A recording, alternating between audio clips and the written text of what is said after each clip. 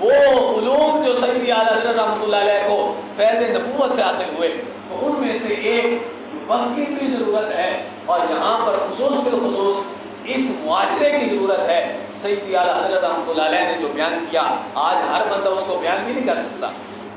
آج ہر بندہ اگر اس کو بیان کرتا ہے تو کسی کو کسی چیز کی پرابلم ہوتی ہے، اور کسی کو کچھ کا سامنا کرنا پڑتا ہے، کسی کے جندے بند ہو جاتے ہیں، کسی کی بیلے نہیں آتی، کسی کا کچھ مسئلہ ہوتا ہے۔ لیکن بتانے والا اگر مسلک اعلیٰ حضرت والا ہو اور حقیقی طور پر حضور علیہ السلام کا جانشین ہو، تو وہ ضرور سے ضرور بیان کرتا ہے کہ قرآن کیا کہتا ہے اور سنت کیا کہتی ہے،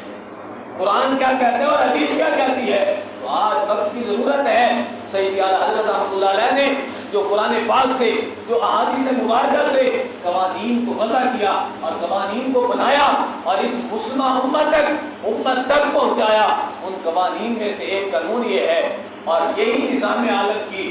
اتحاد کا فارمولہ ہے۔ اتحاد کا فارمولہ کیا ہے؟ اتحاد کا فارمولہ یہ ہے کہ حضور علیہ السلام سے محبت کرو، اور حضور کے ہر یاد سے محبت کرو، حضور کی ہر نسبت سے محبت کرو، جو بھی حضور سے منسوب ہے اس سے محبت کرو۔ اتحاد عالم کہیں پر کوئی نام لیتا ہے صحابہ کا، کہیں پر کوئی نام لیتا ہے اہل بیت کا، نہ تو اہل بیت کی محبت کو شرعی محبت کرتا ہے،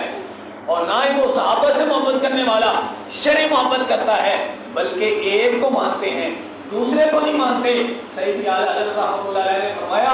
لیس حب الصحابۃ لذواتہم ولا حب اہل البیت لانفسہم، فرمایا کہ صحابہ کرام علیہ رضوان ہوں یا چاہے اہل بیت ہوں، کسی کی بھی محبت ان کی ذات کی وجہ سے نہیں ہے،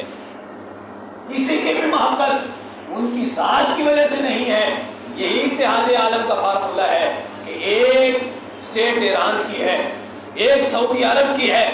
کوئی کسی قسم کی اسٹیٹ، کوئی کسی قسم کا ملک بنتا ہے، ایک کہتا ہے کہ ہم اہل بیت کو مانیں گے، اور ایک کہتا ہے کہ ہم صرف صحابہ کو مانیں گے۔ اتحاد عالم یہ ہے۔ سید اعلیٰ حضرت رحمۃ اللہ علیہ نے فرمایا اتحاد عالم کا فارمولہ یہ ہے کہ تم کسی کو نہ مانو بلکہ حضور کو مانو، اور حضور نے جس کو اپنا بنایا ان سب کو مانو۔ حضور کی نسبت اگر کسی حبشی سے ہے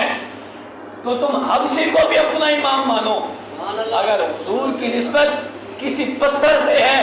تو اس پتھر کو بھی مقدس جانو، حضور کی نسبت اگر کسی لکڑی کے ساتھ ہے تو وہ بھی محترم ہے، حضور کی نسبت جس چیز سے ہو جائے تو فرمایا اسی کو مانو۔ تو سید اعلیٰ رحمۃ اللہ علیہ نے فرمایا لیس حب الصحابۃ لذواتہم ولا حب اہل البیت لانفسہم، فرمایا کہ نہ تو صحابہ کی محبت ان کی ذات کی وجہ سے ہے، ہم صحابہ کو مانتے ہیں،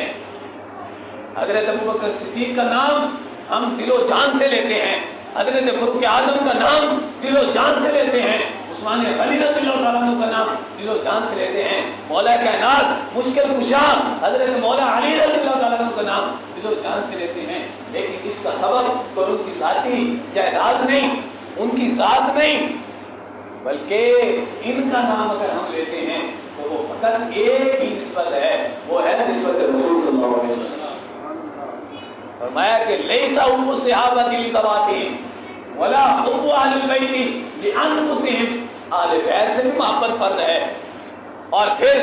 صحابہ سے بھی محبت فرض ہے، اور ان تمام کا جو سبب ہے وہ سبب ذات رسول صلی اللہ علیہ وسلم ہے۔ اور فرمایا کہ جب سبب ایک ہو تو مسبب بھی ایک ہوتا ہے،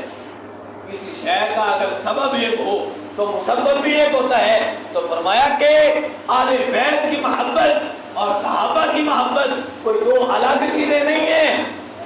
دونوں کا جب سبب ایک ذات ہے تو دونوں کی محبت بھی ایک ہی چیز ہے، دونوں الگ الگ نہیں بلکہ دونوں ایک چیز ہے۔ جو صحابہ سے محبت کرے گا وہ اہل بیت سے بھی ضرور محبت کرے گا، جو حضرت ابوبکر صدیق سے محبت کرے گا وہ مولا علی سے بھی محبت کرے گا، اور جو مولا علی سے محبت کرے گا وہ حضرت ابوبکر صدیق کے نام سے کبھی نہیں چڑھ سکتا، فاروق اعظم کے نام سے کبھی نہیں چڑھ سکتا، عثمان غنی رضی اللہ تعالیٰ عنہ کو کبھی گالی نہیں دے سکتا۔ اتحاد عالم یہ ہے اور فارمولہ یہ ہے کہ جس کو بھی مانو نسبت رسول صلی اللہ علیہ وسلم کی وجہ سے مانو۔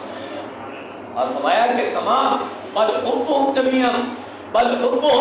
جمیعا بوصلتهم برسول اللہ صلی اللہ علیہ وسلم، فرمایا کہ نہ تو صحابہ کی محبت ان کی ذات کی وجہ سے ہے، نہ تو اہل بیت کی محبت ان کی ذات کی وجہ سے ہے، بلکہ فرمایا سب کی محبت بل حبهم جمیعا، بلکہ سب کی جو محبت ہے بوصلتهم برسول اللہ صلی اللہ علیہ وسلم، فرمایا کہ صرف اور صرف وہ ایک ہی چیز ہے جس کی وجہ سے ان کی محبت ہم مانتے ہیں، وہ ہے ذات رسول صلی اللہ علیہ وسلم۔ اب فرمایا محبت کی دو قسمیں ہیں، محبت صحابہ کی بھی دو قسمیں اور محبت اہل بیت کی بھی دو قسمیں۔ ایک محبت صحابہ یہ ہے کہ جو شریعت بھی قبول کرتی ہے،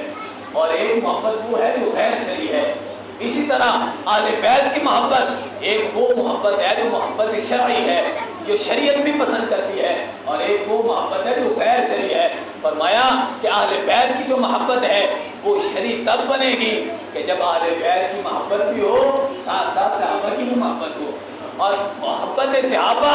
شرعی تب بنے گی کہ جب محبت صحابہ بھی ہو، اہل بیت پر بھی کوئی تان نہ ہو، حسنین کریمین کو بھی مانا جائے، ان سے بھی محبت کی جائے۔ تو محبت شرعی یہ ہے۔ آج لوگوں نے اپنے اپنے اصول بنا لیے، قرآن پاک سے ہٹ کر، احادیث مبارکہ سے ہٹ کر۔ کسی نے کہا ہم صحابہ کو مانیں گے، جب صحابہ کو مانا تو مولا علی کو پورا جانتے ہیں، اور مولا علی کو ماننے والے